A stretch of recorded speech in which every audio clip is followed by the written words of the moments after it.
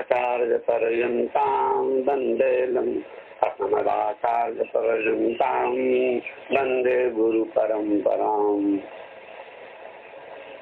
यास्यञ्जेन सुभाषितं मतिमता वेदान्त विद्या विदा ब्रह्मां बोधिरव चरित्रभुवनाचार्येण येनाथृतो मिथ्या ब्रह्मवदप्रहारविकलसत्सङ्गरक्षापटु रामानन्द गुरुस्तदादिगलितां योगीन्द्रचूडामणि। बोलिए सियावर रामचंद्र की जय, सदगुरु भगवान की जय, श्री रामानंद स्वामी की जय, श्री गोस्वामी तुलसीदास जी महाराज की जय, भारत माता की जय, जय हिंद। यह जो प्रसंग है अभिचंदन जी के द्वारा प्रस्तावित हुआ है तो प्रशंसनीय बात है, रहस्यपूर्ण विषय है। रामचरितमानस संपूर्ण सत काव्यों में श्रेष्ठ है और उस रामचरितमानस में भी यह प्रसंग जो है तो नाक है, प्राण है। इसीलिए स्वर्गीय राष्ट्रपिता महात्मा गांधी इस प्रसंग को अपने जीव पर रखे थे और इसी को आगे करके उन्होंने बर्बाद होते हुए इस देश को आबाद रखा और स्वतंत्रता का आरंभ किया। यह जो प्रसंग है उस समय का है जिस समय में लंका में भगवान राम पहुंच गए हैं। पुणे की लंका, रावण की राजधानी लंका, जो रावण दुराचार अत्याचार भ्रष्टाचार का रूप था, उस रावण को गर्भ से चूर करने के लिए श्री राम पहुंचे वहाँ। क्योंकि राम जो है तो ज्ञान स्वरूप हैं और सीता जी जो हैं वे तो बुद्धि स्वरूप है। यह लाक्षणिक है और बुद्धि स्वरूप सीता जी है, ज्ञान स्वरूप जो राम जी है, तो काम स्वरूप जो है आपके रावण उससे लेने के लिए इस सीता बुद्धि रूपी सीता को लंका पहुंचे हुए हैं। लेकिन दृष्टांत के माध्यम से वहाँ लड़ाई करना है। लड़ाई जो है पुण्य है, युद्ध जो है तो यज्ञ है, बशर्ते उसमें ईश्वर को यदि नहीं भूला जाए तो ईश्वर को हृदय में रख करके और तब जो काम किया जाता है वो यज्ञ हो जाता है, वो पुण्य हो जाता है। इसी की शिक्षा देता है यह प्रसंग। यह प्रसंग जो है 3 प्रकार की लड़ाई हुई है लंका में। एक तो हुआ है सेना सेना में लड़ाई, जैसे गांधी सेना, राम की सेना और रावणी सेना, रावण की सेना, राक्षस लोग। और दूसरी लड़ाई जो है सेनापति सेनापति के साथ हुई है। दूसरी लड़ाई राम के जो सेनापति है अंगद, नल, नील, द्विविध, महेंद्र, सुग्रीव आदि। और उधर जो रावण के सेनापति लोग हैं नरान, अतिकाय, मेघन आदि जो है, कुंभकर्ण। तो जबकि दोनों तरह की लड़ाई समाप्त हो गई, दोनों में राम को विजय है, राम जी को विजय मिला है, जय मिली है। अब रावण भवर गया, अब क्या करेंगे? तीसरा युद्ध शुरू हुआ है। वह युद्ध है तो आपके राजा में समझे कि नहीं, अर्थात राम रावण में। इसमें राम रावण का युद्ध जब हुआ तो राम जी जो है तो तपस्वी वेश में है, माता पिता का आदेश है। उसी वनवास जब हुआ था उसमें कैकेयी ने कहा था तापस देश विशेष उदासी 14 वर्ष राम वनवासी।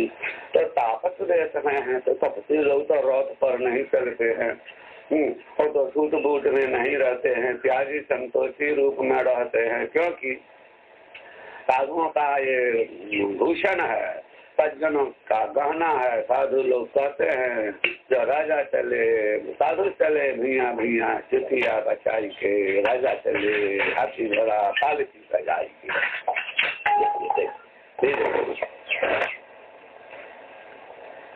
इससे पहले जो सुना रहे थे ना वो भूमिका थी। यह जो प्रसंग है धर्म रथ उसकी वो भूमिका थी।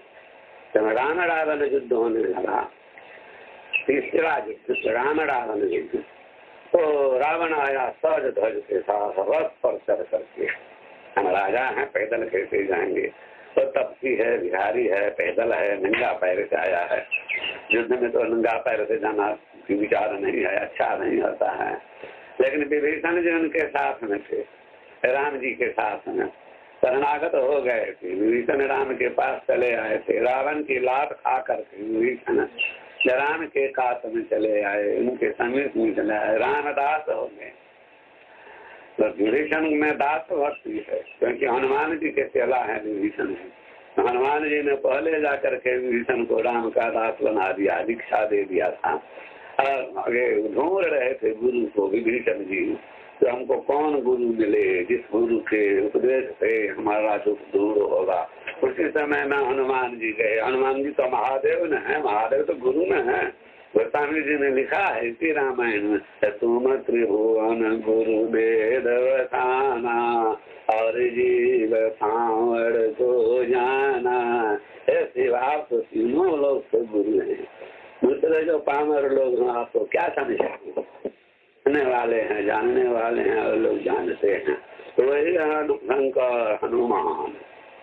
तो हनुमान जी ने इनको राम भक्ति लगाई थी, राम मंत्र दिया था। देखिए कथा सुना दी, संपूर्ण राम कथा हनुमान जी पहले सुनाए थे, जिससे कि विभीषण जी की व्यथा दूर हो गई थी। दुखिया विभीषण सुखिया हो गए थे। लेकिन जब रावण के उपदेश देने पर भी, रावण को बहुत उपदेश दिए विभीषण। हनुमान जी का जो उपदेश मिला था विभीषण को, वह उपदेश विभीषण दिए हनुमान जी को, रावण को। रावण नहीं माना, क्योंकि पढ़ा लिखा हुआ बैल था। हमने पढ़े लिखे होने के बाद वो मूर्ख होते हैं। धर्मशास्त्र कहता है शास्त्राणि भीत्यापि भवन्ति मूर्खा। शास्त्रों को पढ़ करके भी लोग मूर्ख होते हैं। सब विद्वान कौन होते हैं? तो जब क्रियावान विद्वान, जो क्रियावान है वह विद्वान है, वो क्रियावान नहीं। इसलिए वह आया रथ पर चढ़ करके अपार सेना को लेकर के। विभीषण जी ने देखा, ओहो अब तो अनर्थ होगा, हमारे परमात्मा भगवान नंगे पैर हैं, नीचे में हैं, और वो रथ पर चढ़ कर आया है अपार सेना लेकर के। ऊपर से जो नीचे वाले को लोग मारते हैं वो सफल होते हैं, और नीचे वाले जो ऊपर वाले को मारते हैं उसमें सफल होने की संभावना कम रहती है। इसलिए लोग चढ़ कर के रथ पर, हाथी पर, घोड़े पर, ऊंट पर, इस तरह से जैसे कि हवाई हमला पर होता है, ऊपर से होता है। लेकिन अब यहाँ ये सोच रहे हैं माधुर जो रथ है विभीषण में, विभीषण समझते हैं हमारे भगवान कोमल हैं, नहीं सगुन है। तो वो घबर गए। घबर जब गए तो उनको चिंता हो गई। वही विभीषण कहते हैं जय जयकार करे निज निज जोरी जान, मेरे वीर इतरामहि सुत रावण बखान। बोलिए सियावर रामचंद्र की जय। और राम दल और रावण दल दोनों दल मिलकर के युद्ध शुरू कर दिए। इधर से कहते हैं लंकेश रावण की जय हो, इधर से कहते हैं अवधेश राम की जय हो। इसलिए गोस्वामी ने कहा जय जयकार करी, एक दिश राम की तरफ और दूसरे दिश रावण की तरफ जय जयकार करके आपने अपनी जोड़ी को तय कर ली, इसके साथ हम लड़ेंगे। जिसने वहाँ उपस्थित थे उसमें अपनी जोड़ी चुन लीजिए। जोड़ी चुनने के बाद जो युद्ध होता है तो उसमें सफलता मिलती है। अगर जो युद्ध होता है तो उसमें सफलता की आशा कम है। निज निज जोड़ी जान वीरे वीर राम जी। वीर लोग जो हैं तो इधर से इधर से राम की जय जयकार करते हैं, और पुत्र रावण ही बखान उधर से रावण की रचना करते हैं। किंतु उसी समय में विभीषण करके अधीर हो जाते हैं, धैर्य खो देते हैं। क्या रावण रथी बीरथ रघुवीरा, देखी विभीषण भयउ सधीरा, अधिक प्रीति मन भाषण देहा। गोस्वामी तुलसीदास जी कह रहे हैं इधर हम लोगों से। और उधर काकुंड जी कह रहे हैं गरुड़ जी से, महादेव जी कह रहे हैं पार्वती जी से। 6 आदमी का संवाद है मानस में, समझे कि नहीं। तो इधर काकुंड जी जब सुना रहे थे गरुड़ जी को, तो गरुड़ जी ने कहा तो विभीषण को संदेह क्यों हुआ, क्योंकि विभीषण तो भक्त है, जानता है हमारे भगवान जो है वज्र से भी कठोर हैं और फूल से भी कोमल हैं, तो फिर घबराने की क्या बात है। तो कहते हैं नहीं समझे, कान काग जी से अधिक प्रीति मनवा संदेह, प्रीति अधिक है, प्रेम अधिक है, स्नेह अधिक है। पिता को पुत्र में स्नेह अधिक होता है और पुत्र को पिता में भी स्नेह होता है कि हमारे पिता कहीं फेल न हो जाए, हमारे पिता सब जगह जीत दे जाए, हमारे पिता आबाद रहें, तब न हम लोग भी आबाद रहें उनके संतान से। तो ये तो पिता पुत्र भाव है, प्रेम अधिक है। कहीं हमारे राम जी फेल किए तब तो सब क्या कराया खत्म हो जाएगा, जितना विजय हुआ है, जितना जस हुआ है, इसलिए अधिक प्रीति मन भा संदेह, अधिक प्रेम होने से मन में संदेह हुआ, मन में संदेह हुआ। अधिक प्रेम जब होता है ना तो मन में संदेह होने लगता है। अधिक प्रेम नहीं है, कोई किसी से इसमें है तो लगता है उसका दुख है, अधिक प्रेम नहीं चल देता है। अधिक प्रेम रहता है, अरे तो खत्म कर देगा, बच जाता है तो सीता है, इससे हमारा स्नेह है, पहले भी अभी भी बाद में। लेकिन राम जी से तो स्नेह में है, भक्त लोगों को अधिक स्नेह होता है भगवान से। समझे कि नहीं, शब्द में विशेषता है कि अधिक प्रीति मन भा संदेहा। प्रीति 2 तरह की होती है, एक अधिक प्रीति एक थोड़ी प्रीति। तो दुनियादारी के लोगों से जो दुनियादारी में प्रीति होती है वो थोड़ी प्रीति होती है, जान देता है। आग जब लगती है बच्चे को छोड़कर माँ भाग जाती है जान बचाने के लिए। रुपये से बहुत प्रेम है, लेकिन जब आग लगती है तो अब देखता है घर भी जल रहा है, हम भी जल जाएंगे, रुपये टुकड़े छोड़कर निकल जाएगा। अधिक प्रीति है मन अपने देश से।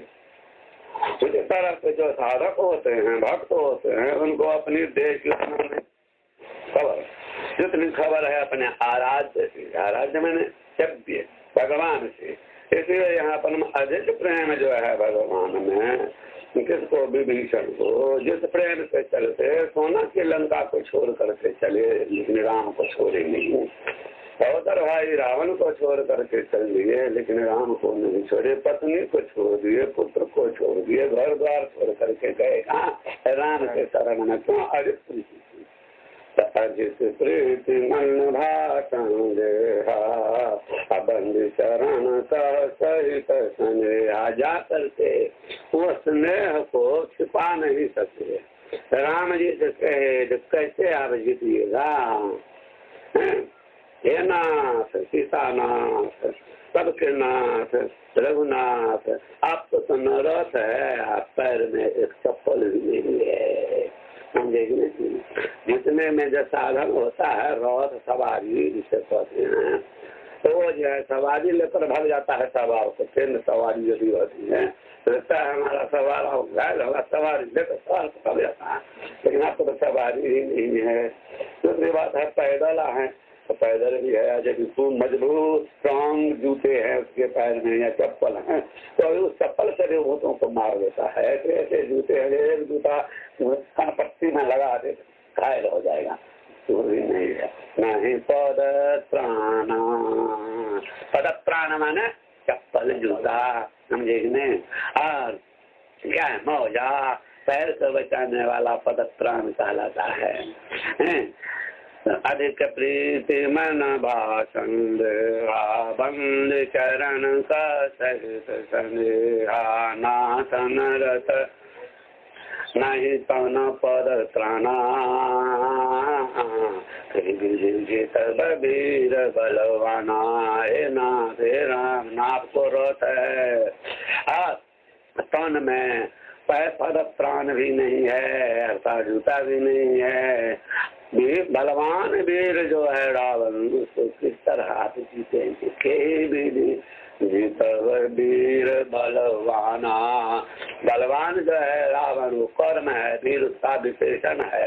तो वीर बलवान जो है वो वीर शब्द विशेषण है, इसलिए बलवान से पहले लगाया है। काव्य न है ये, तुलसी कोई मूर्ख चंद बाबा जी नहीं थे, तो विद्वान थे। दूसरी बात, भगवान का नाम न जप किए थे, इसलिए उनके पास में सारी विद्या आ गई थी। इसलिए कहते हैं जैसे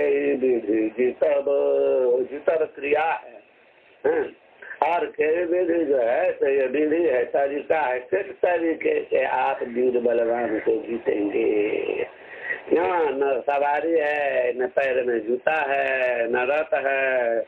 इसको कहते हुए बेचारे बड़े दुखी हो गए, संदेह हुआ, अधीर हो गए। धीर जो थे तो अधीर हो गए। धीर लोग भी अधीर हो जाते हैं, लेकिन धीर कौन है जो कि विपत्ति में भी धीर को नहीं खोते हो। धीर कहते, धीर माने होता है विद्वान, धीर माने होता है साधु, धीर माने होता है जितेंद्री। इसलिए महाकवि कालिदास ने लिखा है कुमार संभव नाम की महाकाव्य में, जब श्री पार्वती जी कुमारी हैं, जवान अवस्था हो गई है, शादी करने के लायक है, लेकिन युवती होने पर तो सब सौंदर्य अपने आप में उसके शरीर में आ जाता है। क्योंकि कहावत है प्राप्त खोरते वर्षे गर्भवी तरुणाए के।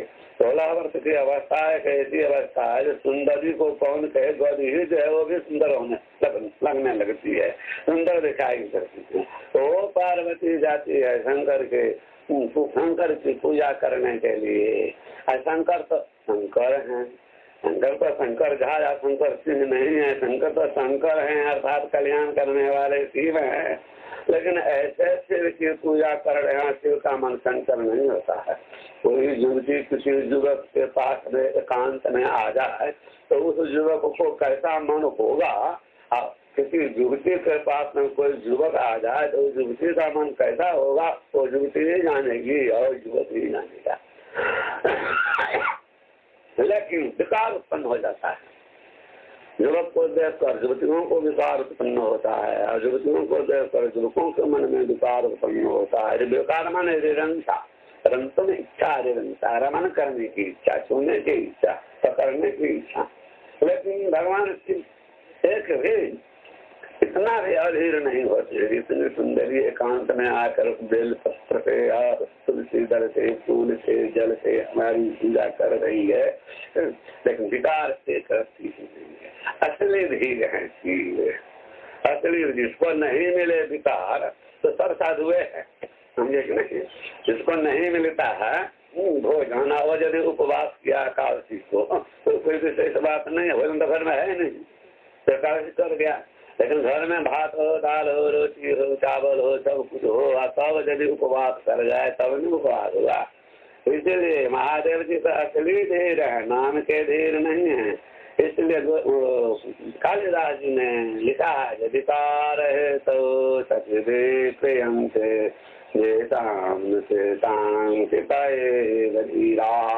धीर पर कह रही है। देखन भयो अधीरा, जो धीरा है वो अधीरा हो गए। धैर्य जिनको है उनका धैर्य खो गया। लेकिन राम जी भी देख रहे हैं हमारा बचवा, हमारा सेवक विभीषण तो धैर्य हो रहा है, उपदेश न हो जाए, खत्म न हो जाए तो हमको लंका के राज उसको दे ही दिए तो क्या हुआ, तो खत्म हो जाएगा पहले। उसको ऐसा उपदेश दें, ऐसा उपदेश दें, अधीर माने क्लेश, जिनका ऐसा उपदेश दें जिनका क्लेश दूर हो जाए। उपदेश उसका नाम है जो क्लेश को दूर करता है। कैसा क्लेश? अशेष क्लेश, समझे कि नहीं। निश्चय में जो क्लेश है सारे क्लेश को, और देश के अशेष क्लेश दूर हो इसलिए यह है, यह भारत देश है, समझे कि नहीं। यह धर्म रथ जो है भारत देश के अशेष क्लेश को दूर करने वाला एक उपदेश है तुलसीदास। भारत माने तुलसी माने भारत की रक्षा करने वाला, तुलसी के माने भारत का जो है तो राष्ट्रपति, भारत का निर्माता। तो वही कह रहे हैं, राम जी कहे विभीषण जी से, सुन सखा कह कृपा निधाना, अजय जय हो तो नंदन आना। विभीषण से विभीषण नहीं कहते हैं। विभीषण जब कहेंगे ना तो मालूम होगा क्या जो हमारे ऊपर सुनसाए हुए हैं, बुरे हैं। सखा कहते हैं, सखा मैंने मित्र भैया। हाँ, भगवान जो है तो भाई बना लेते हैं, समझे नहीं, हिस्सेदार बना लेते हैं। भाई मैंने हिस्सेदार, तो सखा कहते हैं। सखा का माना होता है समान ख्याति सखा, जो समान हो खाने में, पीने में, बैठने में, वो सोने में, जगने में, देखने में, धन में, जन्म हो सखा। भगवान इतने दयालु हैं जो अपने भक्त को सेवक को कभी सेवक और भगवत नहीं कहे हैं, अपने नौकर को नौकर नहीं कहे हैं। जो अपने नौकर को नौकर कहता है उस मालिक का नौकर नहीं रहता है। जो अपने सेवक को सेवक कहकर बुलाएगा तो मालिक बच्चों है, देखना सेवक तो मालिक कह करके मालिक बुलाते हैं। और मालिक सकता है सेवक में रहे कैसे मालिक है, जो हमको मालिक बना दिया उसके लिए हमको क्या करना है। इसलिए राम जी ने कहा सुनो सखा। दूसरी बात है अनुप्रास अलंकार यहाँ है, सुनो में विदंत है, सखा में विश्व है। अनुप्रास शब्द संयम वैषम्य भी सरस काव्य प्रकाश का सिद्धांत है, जहाँ पर शब्द का साध्य हो अनुप्रास अलंकार होता है। अलंकार माना होता है गहना, वाणी में भी गहना होते हैं, समझेगी नहीं। और वाणी में भी छंद होता है, तो ये वाणी जो है काव्य में होता है अलंकार, काव्य में है अलंकार। तो काव्य प्रकाशकार मोहम्मद ने लिखा है जो काव्य किसे कहते हैं,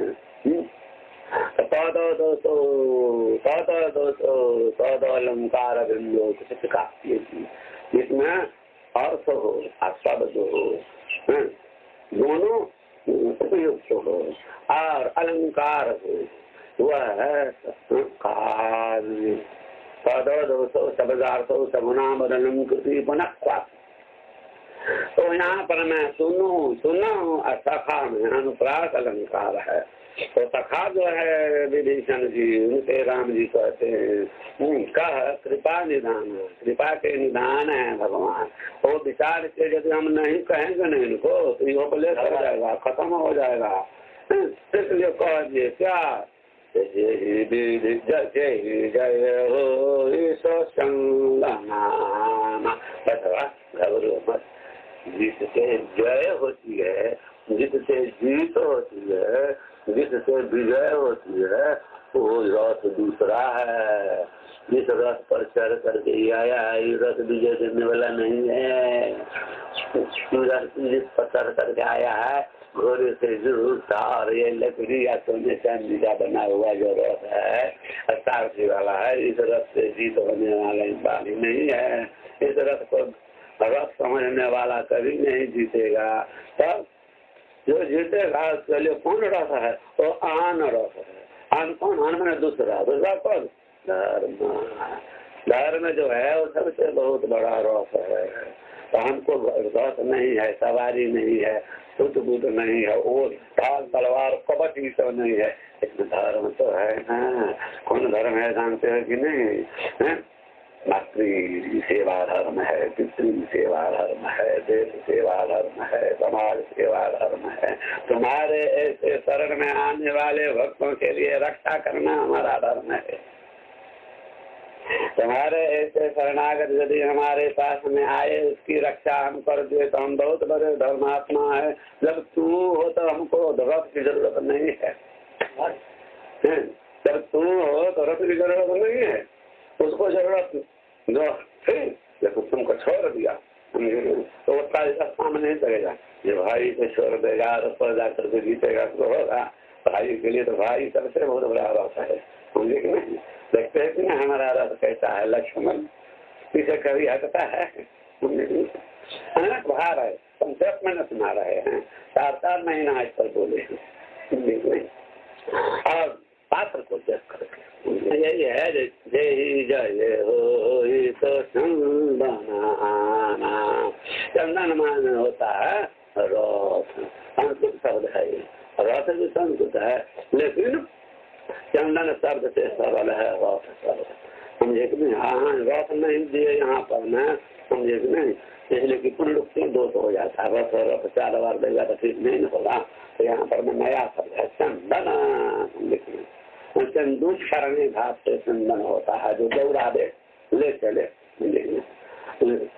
चलिए तो जो अन्न प्रत्यय हुआ है चंदन में। रथ जो होता है यहाँ रूपक अलंकार है। रथ जो होता है उसमें क्या क्या होता है? रथ में चक्का होता है, कम से कम 2 चक्का, समझे ना? इससे क्या हो गया? धर्म रथ जो है हमारा धर्म रथ है, तो हमारे धर्म रूपी रथ के चक्का कौन है? दोनों। तो कहते हैं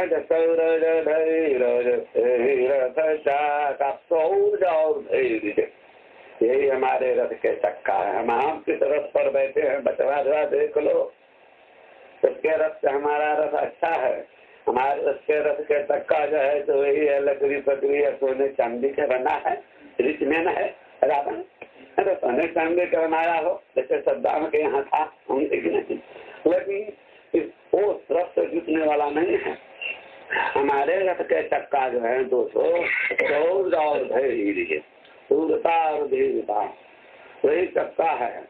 सौरज रथ चाका, रथ के जो अंग होते हैं पार्ट ऊर्जा, तो उसमें 200 तो चक्का होता है। और फिर क्या होता है? उसमें ध्वजा होता है, पताका होता है। ध्वजा और पताका होता है। ध्वजा कहते हैं तिलकोनमा जो होता है उसको ध्वजा कहते हैं, और तिलकोनमा जो होते हैं उसको पताका कहते हैं। पताका बड़ा होता है, कम से कम 1-2 मीटर का, और ध्वज जो है तो कम से कम 1-1.5 फीट का। तो यहाँ इनका हमारा जो है रथ, उस रथ के उनके रथ के तो देख ही रहो सब कुछ। हमारे रथ को सब देखेंगे नहीं, उसके लिए दूसरी आंख चाहिए। लेकिन हम भी रथ पर हैं। हमारा रथ के चक्का धैर्य और शौर्य है। और कहते हैं दूसरा क्या है? तो सत्यशील दृढ़ ध्वजा पताका। ध्वजा और पताका हमारे में क्या है? सत्य और शील, सत्य पालन, सत्य व्यवहार, सत्य आचार, यह जो है तो है पताका। और क्या है? शील जो है नम्रता, सुशीलता, वह जो है ध्वजा है। तो 4 हो गए, 2 चक्का और 2 ध्वजा, 4 ठो है। और फिर क्या है हमारे रथ में? तो बल विवेक दानम परहित घोरे, 4 घोड़े होते हैं रथ में। तो 4 घोड़े हमारे यहाँ कौन है? उनके तो ये 4 घोड़े देख रहे हो, काले काले घोड़े हैं। लेकिन हमारे घोड़े जो हैं तो बल विवेक दम और परोपकार, 4 घोड़े हैं। एक घोड़े हैं बली है, कंदमूल फल खा करके ब्रह्मचर्य से पालन करने वाला जो है, उसको जो बोल है वो जितना काम करता है वाला, और गो समान खाना तो धबलेगा नहीं, वो बलि बांध वो जिहरा के साथ के पीछे लगा है, वो विजयी नहीं हो सकता है। हम देखने इसका मान ये नहीं है कि मछली मत खाओ, अंडा मत खाओ, खाओ अवसर के रूप में उसका भी सेवन करो। अंडा खाने से यदि बीमारी दूर होती है तो उसमें खाओ, मछली खाने से दूर होती है खाओ, औषधार से सुराम पीड़े। लेकिन केवल औषध के लिए तो नहीं लोग करते हैं, बहुत बेलाते हैं।